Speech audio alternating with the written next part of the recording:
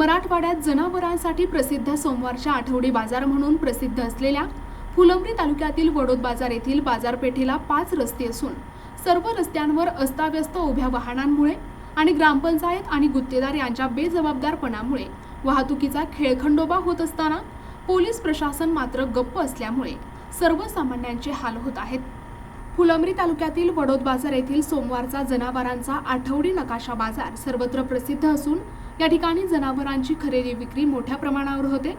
मध्य प्रदेश, इंदोर, उत्तर प्रदेश, आंध्र, कर्नाटक, मुंबई यांसह महाराष्ट्रातील कोल्हापूर, सांगली, सातारा, बीड, पुणे आणि सोलापूर आदी जिल्ह्यातून या ठिकाणी जनावर खरेदी विक्रीसाठी व्यापारी येत असतात। तर फुलंब्रीसह औरंगाबाद, सिल्लोड, भोकरदन, जालना येथून अनेक भुसार व्यापारी डाळ दाणा खरेदीसाठी येत असतात। तर जिल्ह्यातील अनेक शेतकरी आपला भाजीपाला विक्रीसाठी या ठिकाणी नियमित येत असतात।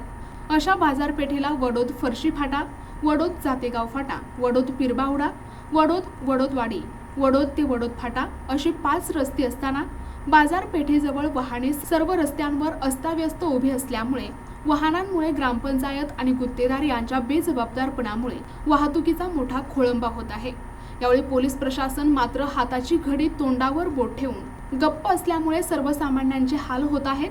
बाजार चिठ्ठी आणि दाखला रोडवरच वसुली सुरू असल्यामुळे या बाजाराला बेशिस्त वाहतुकीचे ग्रहण लागले आहे।